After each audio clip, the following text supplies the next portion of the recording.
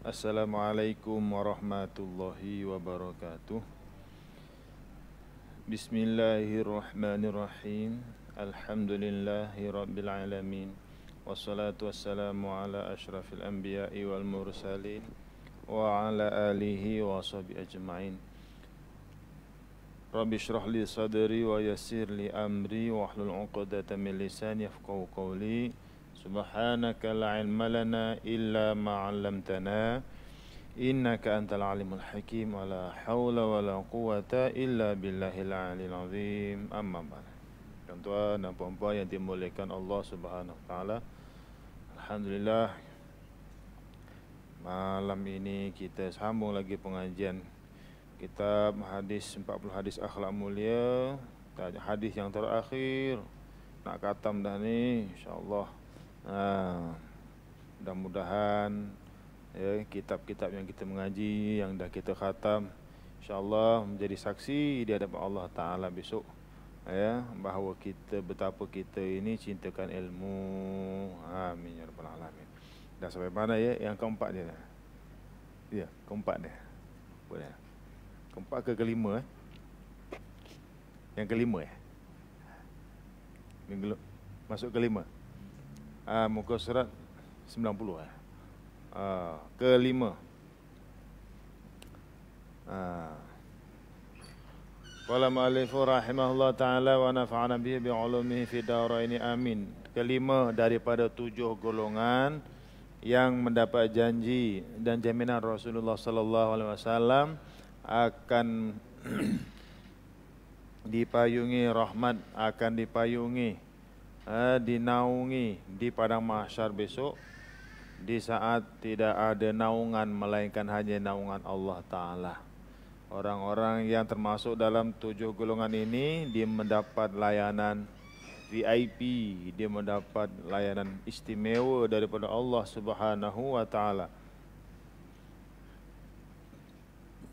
Yaitu yang kelima, lelaki yang kuat imannya sehingga tidak mudah dipengaruhi oleh godaan yang datang mengganggunya, walaupun godaan itu datang dalam keadaan yang sangat menggiurkan dan dalam suasana yang sangat memberangsangkan.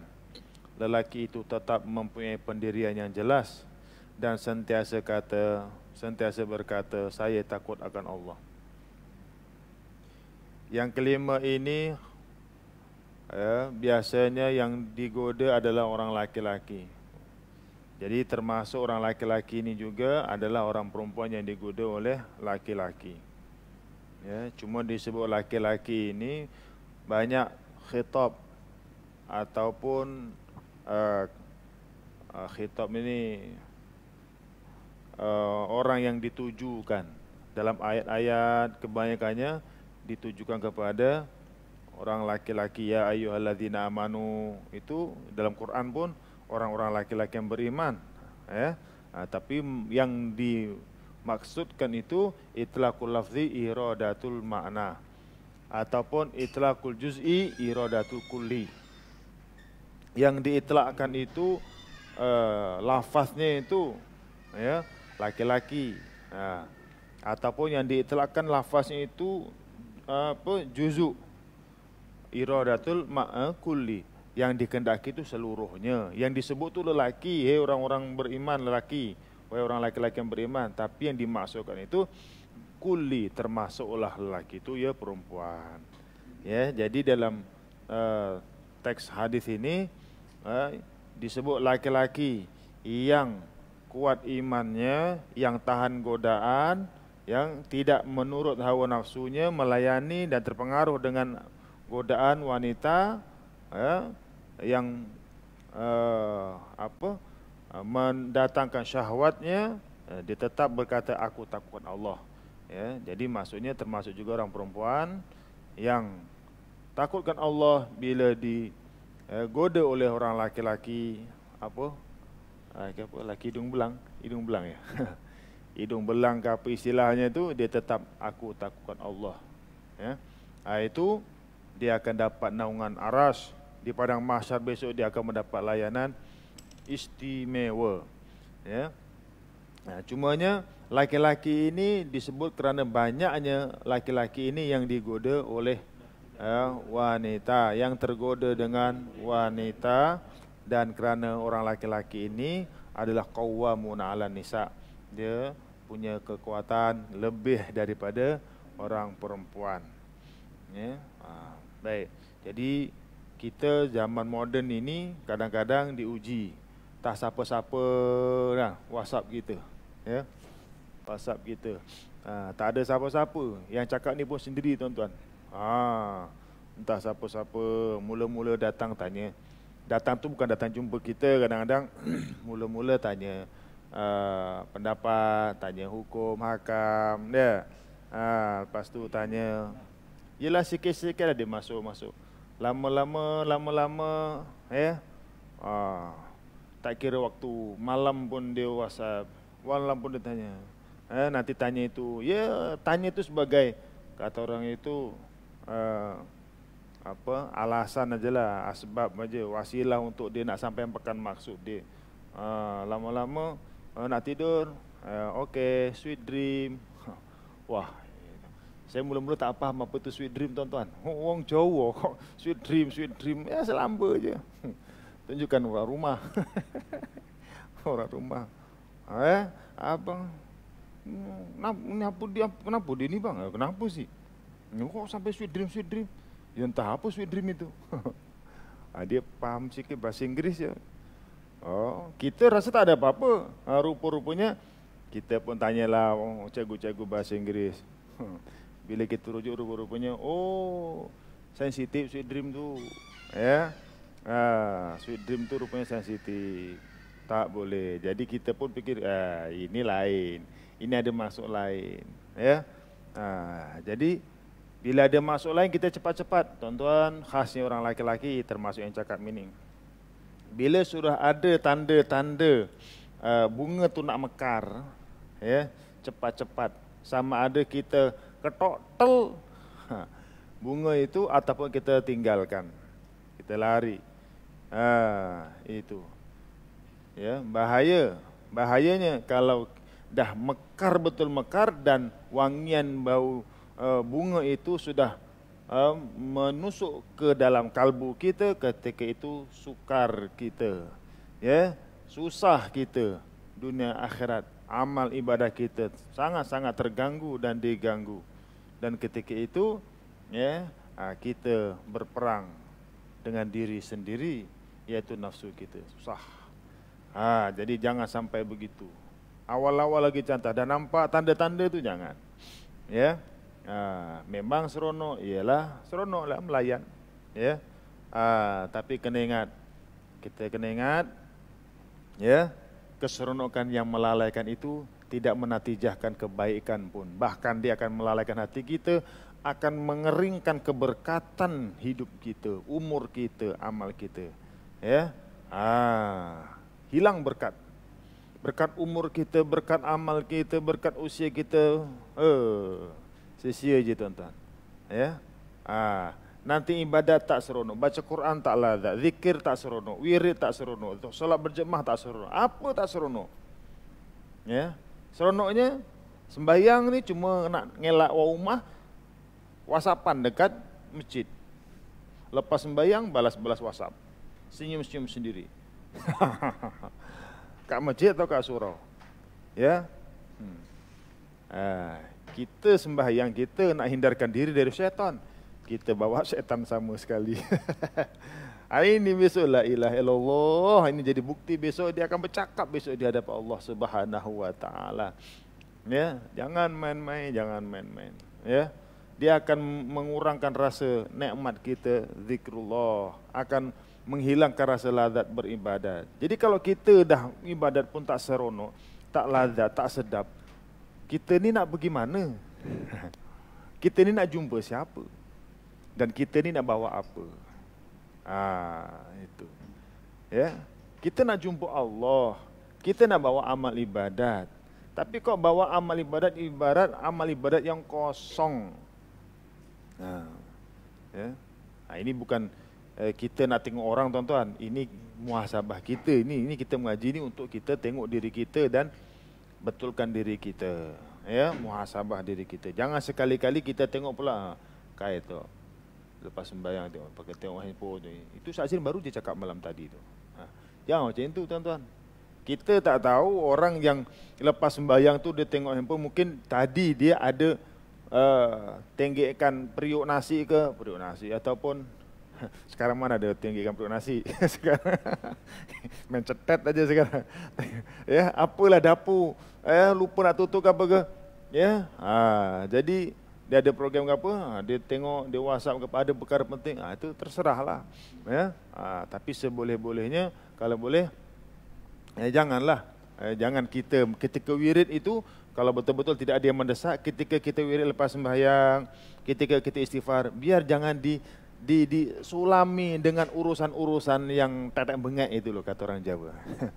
Urusan yang tetek bengek itu. Kadang-kadang cuma satu je, nak tengok status saja. Kadang-kadang cuma nak tengok status ataupun update status je. Kan? Padahal itu boleh pun lepas sembahyang apa, lepas selesai. Tapi nak juga, ya, sambil wirid mulut la ilaha illallah wahdahu la syarikalah Muhammadan abduhu wa rasuluh, tapi peringas-peringis dewe. Ya, peringas-peringis apa dah? Renyeh. Sengih kan. Ya. Pak Imam punyalah doa, Masya Allah, ya Allah, ya Allah. Kalau dapat tangan, ya Allah, ya Allah, ya amin. Tapi amin.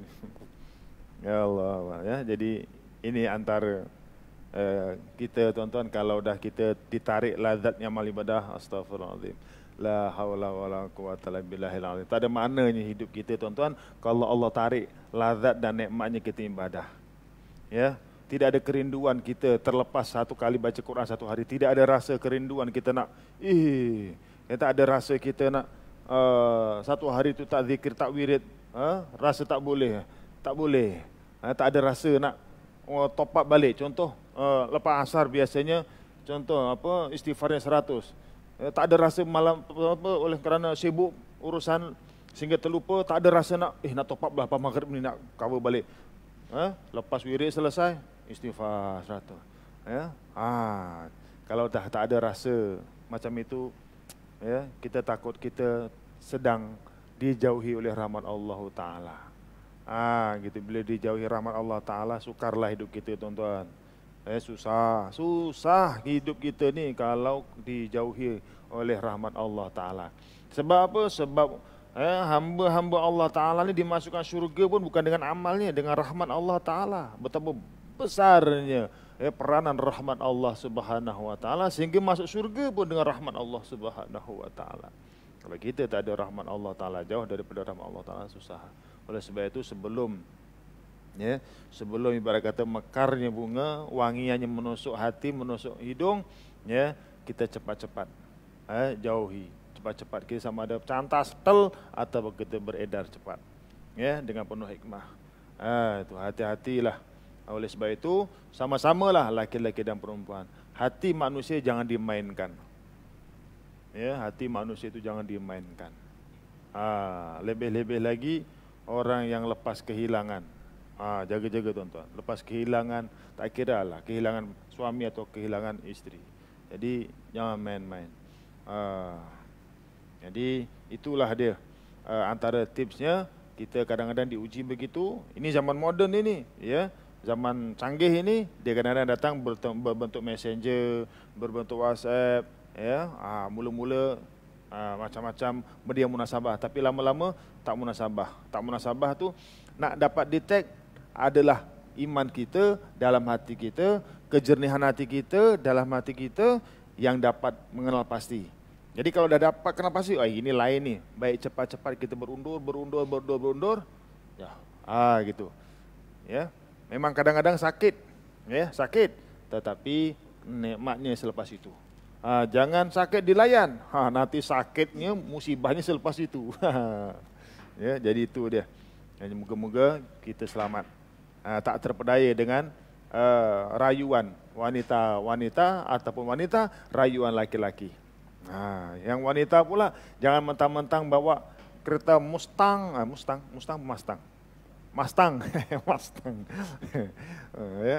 kereta Mustang aja, wow, Kat mata terus nampak love aja. Ya, itu auta. Zaman sekarang ini, ya, benda-benda yang gah-gah pada pandangan mata itu sekelip mata saja Allah boleh ubah. Ya, tapi yang dalam hati ini, inilah kejernihannya, ni dalam hati. Ya, jangan terpedaya dengan luaran. Okey. Jadi satu amalan saya nak kongsikan kepada tuan-tuan, khasnya orang laki-laki dan juga orang perempuan, untuk mengelakkan daripada berlaku fahsyak, melakukan fahsyak, keji, zina atau liwat. Ya, tak apa Ustaz, saya, tak apa, saya kuat. Hari ini, besok, lusa belum tentu. Sebab hati manusia, bukan kita yang jaga, bukan kita yang pegang, Allah yang pegang. Ya, dan kita ini manusia yazidu wa yanqus, imannya tinggi kadang-kadang rendah. Ketika rendah, takut kita tewas. Ya, jaga-jaga. Jadi untuk itu, tuan-tuan, amalkan setiap lepas wudu baca doa wudu. Selepas selesai baca doa wudu, nih jempol ini, ibu jari ni, tuan-tuan bengkokkan sini, yelah bengkokkan, apa? Macam inilah. Lepas tu digenggam ini, gitu. Ya, kan berdoa asyhadu an la ilaha illallah wa asyhadu anna muhammadar rasulullah. Asyhadu an la ilaha illallah wa asyhadu anna muhammadar abduhu rasulullah. Allah, kalau macam ini kok lupa, ya. Allahumma aj'alni tawwabin wa aj'alni minal mutatahhirin wa aj'alni min ibadika sholihin. Subhanakallahumma wa bihamdika asyhadu an la ilaha illa anta astaghfiruka wa atubu ilaik. Itu tambahan, ya, tasbih, ya. Kemudian genggam macam ni. Wa idza batastum jabbarin. Wa idza batastum jabbarin. Wa idza batastum jabbarin. Ya. Genggam ni. Genggam, ya. Baca 3 kali. Wa idza batastum jabbarin. Insya-Allah, ya. Selama mana kita mengamalkan ini, ya, insya-Allah kalaupun teruji, ya, fahsyak, kita terselamat. Ya. Ini betul-betul, tuan-tuan, orang yang talqinkan kepada saya, yang bacakan, yang share pada saya, yang jazakan kepada saya, dia sendiri sebut dia pernah diuji. Ya, wanita cantik, seksi, ya, goda dia orang kaya, harta banyak, tanah banyak. Jadi, ya, datanglah, ya, dia pun biasa je, ajak pergi, makan, ikut, wah, syok, kan? Ada mambang ayu, kan? Orang lain tak dapat, dia dapat. Dia goda, tapi saat dia ajak untuk buat zina, ya, tak ada nafsu langsung.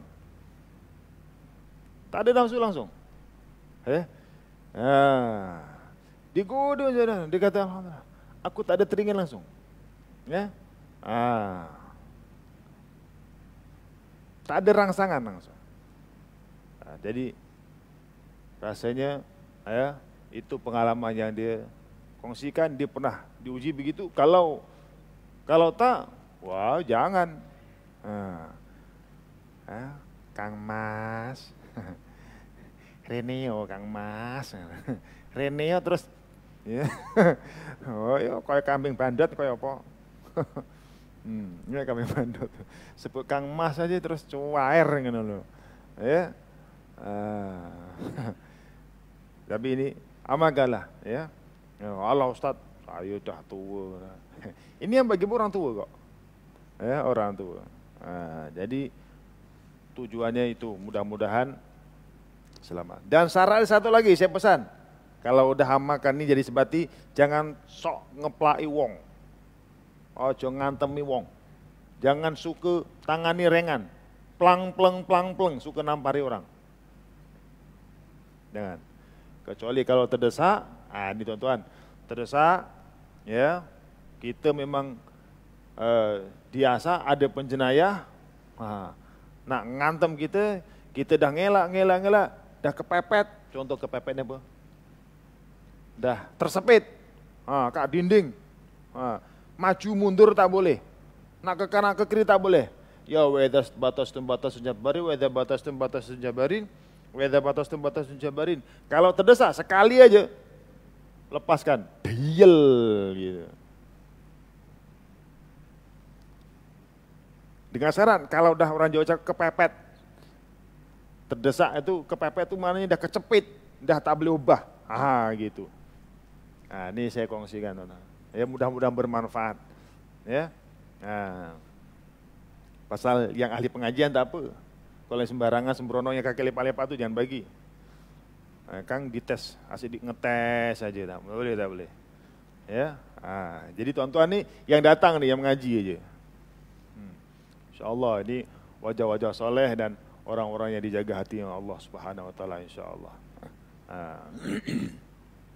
Jadi saya bagi dua tuh, mudah-mudahan bermanfaat tuan-tuan. Ya. Keenamnya, penderma-penderma ikhlas yang menyumbangkan harta untuk kesejahteraan umat ini. Apa saja untuk kesejahteraan umat? Ya.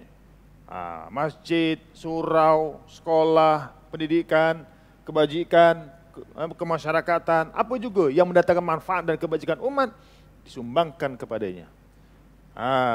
Mereka menyembunyikan sumbangan mereka. Mereka tidak mewar-warkan, menghebah-hebahkan dengan penuh kemegahan, ya. Mereka tidak mengharapkan apa-apa pujian atau sanjungan dari makhluk.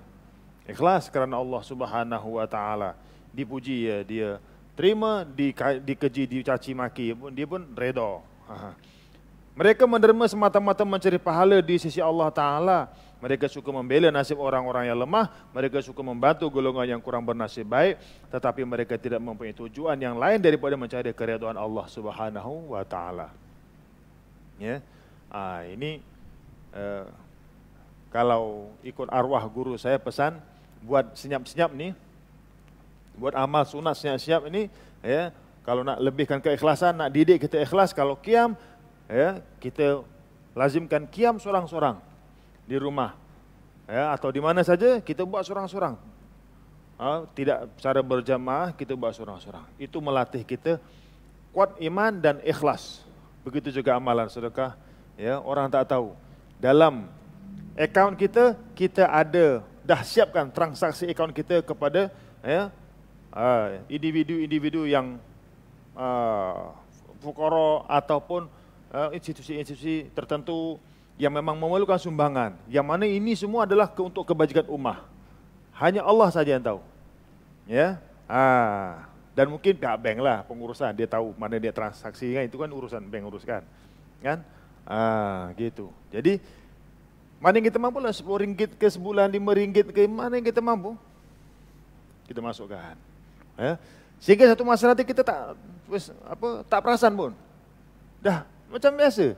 Sedangkan, ya, benda tu bulan-bulan, tapi sebenarnya tuan-tuan, ya, kita lama-lama tak rasa pun kelongnya, kurangnya setiap wang atau rezeki yang datang kepada kita itu, yang telah kita bagi, kita tak akan rasa kurangnya. Tak akan rasa. Bahkan akan lebih, akan bertambah. Dan bertambah itu syukurilah ketambahan itu, ya, lagi dan lagi dan lagi dan lagi. Nah, insyaallah akan berganda-ganda, ya, Allah suka dengan cara itu. Habis tak boleh ke terang-terangan tunjuk-tunjuk? Bukan tak boleh, boleh, tak ada masalah. Man sanna sunatan hasanatan falau ajruha wa ajru man amila biha la yaumil qiyamah. Siapa yang menunjukkan contoh yang baik, dia dapat pahala contoh itu, dan dia mendapat pahala orang-orang yang mengikuti jejak langkahnya itu. Tuh. Kalau contoh saya, ya, tunjukkan saya bagi sumbangan pada si bulan atau satu institusi ini, atau sekolah, atau masjid, kemudian saya tunjukkan memang dengan replika ceknya, contoh, atau sampulnya kan.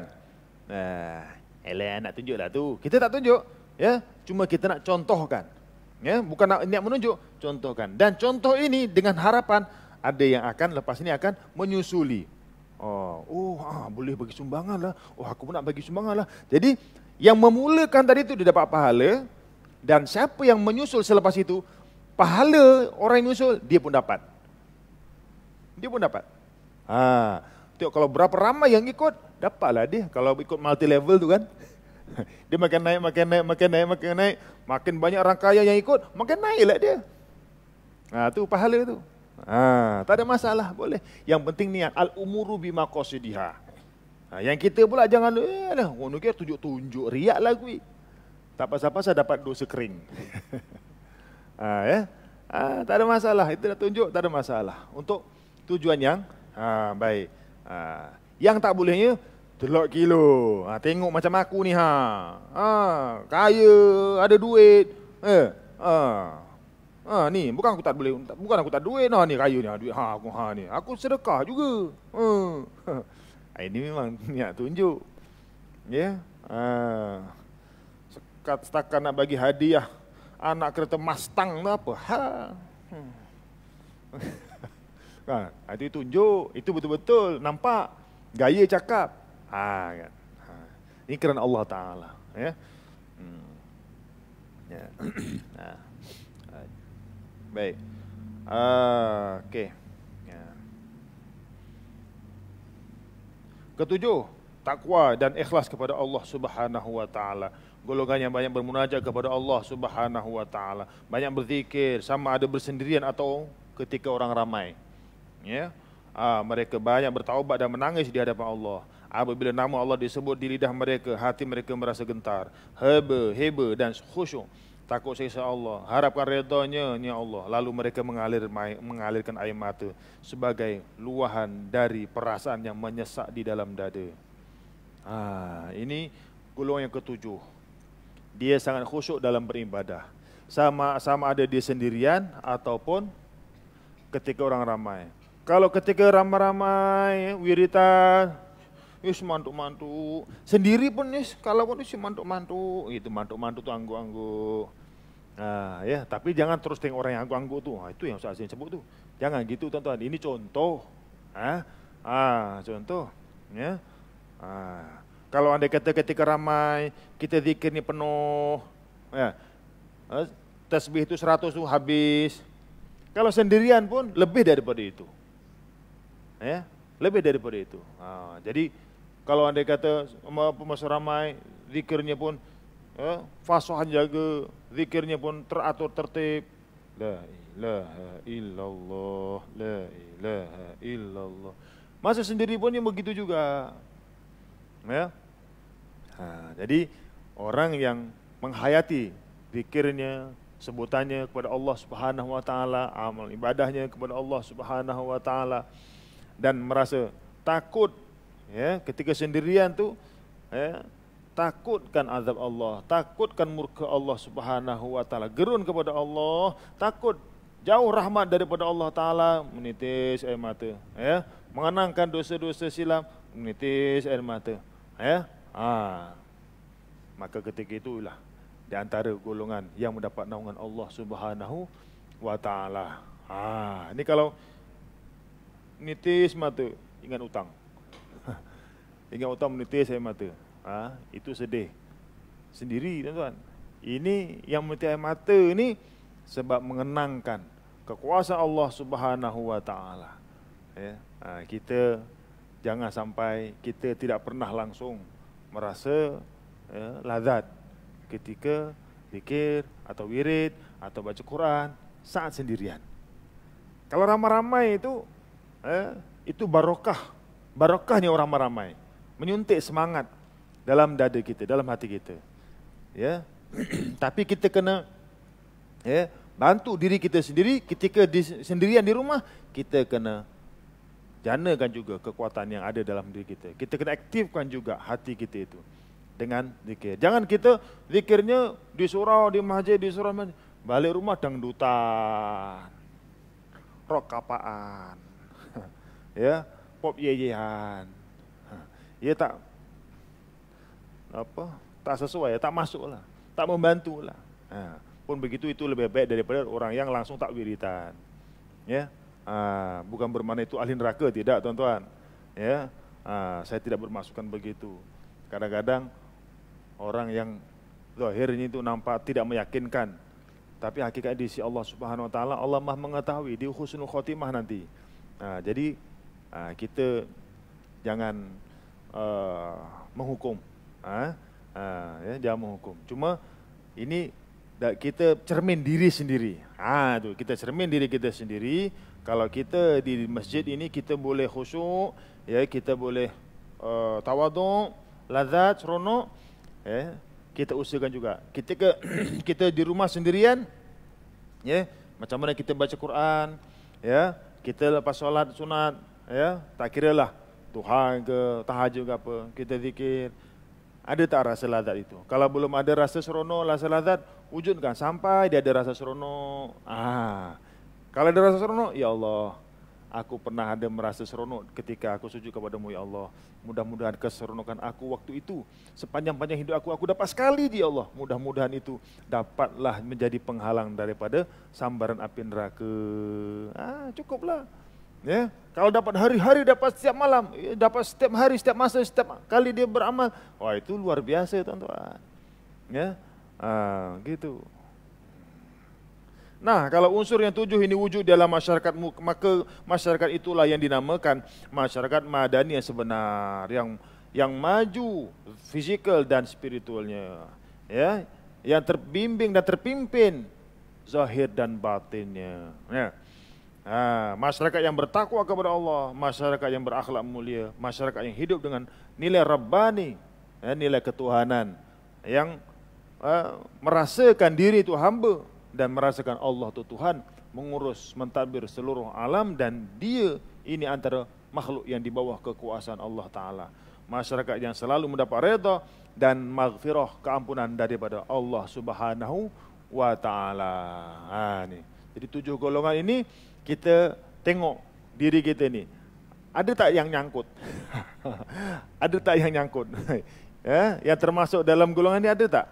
7 golongan ni, ya. Jangan kita tengok orang, kita mengaji, kita belajar ni tengok untuk diri kita, untuk kita, ya, koreksi diri kita, untuk baiki diri kita, untuk cermin diri kita. Ya, buat apa nak sibukkan orang? Sibukkan diri dulu. Dalam masa yang sama kita ajak orang sama-sama. Orang tu, ya, kaum kerabat kita, adik-beradik, anak isteri kita itu. Ya. Gitu. Jadi mudah-mudahan, ya, ada antara 7 golongan ini kita lah tu, tuan-tuan. Ya. Kalau kata pemimpin yang adil, kita bukan Perdana Menteri, tuan-tuan. Kita tak ada menteri besar ni, bukan menteri besar, ada menteri besar di sini. Ya. Tak ada, tuan-tuan. Jadi sekurang-kurangnya lelaki yang hati yang berkait dengan masjid, yang terikat dengan tempat ibadat. Itu ada. Ya. Kemudian yang sentiasa rajin beribadat. Ya. Bukan hanya nak tunggu lanjut usia, pemuda-pemuda yang gagah-gagah sepatutnya enjoy, tapi dia tetap dengan ibadahnya. Kemudian yang kasih mengasihi lelaki dan perempuan, ya, jangan lelaki aja, perempuan pun sama juga. Tadi kan saya sebut, ya, kekasih mengasihi, bersilaturahim, ikhlas karena Allah, ya. Bersilaturahim karena Allah, berkasih sayang, bersahabat karena Allah. Itu juga mendapat naungan Allah Subhanahu wa Ta'ala. Bukan bersahabat sebab ada kepentingan, bukan bersahabat bersilaturahim sebab ada kepentingan, dapat projek ataupun sebagainya. Ya. Jadi itulah. Kemudian apa? Derma-penderma lelaki yang kuat imannya, yang tidak mudah digoda, ya, oleh wanita-wanita cantik, ya, penderma yang ikhlas, takwa, ikhlas kerana Allah Subhanahu wa Ta'ala, ya. Jadi tuan-tuan, saya ambil kesempatan lah untuk siapa yang ada kelebihan, bolehlah buat sumbangan pembinaan, pembangunan pasti Nuruddin di Kampung Sungai Buaya, ya. Saya antara timbalan pengurus pasti Nuruddin offer. Jadi kalau anda kata adalah kelebihan sikit-sikit itu nak infak, bolehlah, ya, infak untuk pembangunan pasti Nuruddin yang akan beroperasi insya-Allah tahun depan 2022 insya-Allah untuk prasekolah tahun 4 tahun, 5 tahun dan 6 tahun. Baik, wallahu alam bisawab. Penutup kita sambung pada minggu akan datang insya-Allah. Ini dah standby, kena kitab ganti ni. Ya. Ya. Saya cadangkan kitab Akidah Ahli Sunnah wal Jamaah. Dah ada yang ngaji ya? Tak ada. Saya ingat saya nak ngapa baca kitab tu lah. Tapi itu tebal sikit tu. Itu tebal sikit tu. Awet lah sikit. Ya, standby lah. Kita Akidah Ahli Sunnah wal Jamaah, karangan bekas Mufti Kedah, Tuan Guru Datuk Said Haji Said, bekas Mufti Sabah. Sangat bermanfaat tu. Ya, insya-Allah. Mudah-mudahan panjang umur. Kata habis kitab ni kita sambung kitab tu insya-Allah. Bismillahirrahmanirrahim. Alhamdulillah wassalatu wassalamu ala asyrafil anbiya wal mursalin wa ala alihi washabihi ajmain. Allahumma inna nasta'udzinuka kama 'allamtana farudhu ilaina 'inda hajatina ilaih wa la tunsina rabbal alamin. Rabbana ighfir lana wa liwalidina warhamhum kama rabbana shighara wa li jamil muslimin wal muslimat wal mu'minina wal mu'minat al ahya'i minhum wa amwat bi rahmatika ya arhamar rahimin walhamdulillahi rabbil alamin.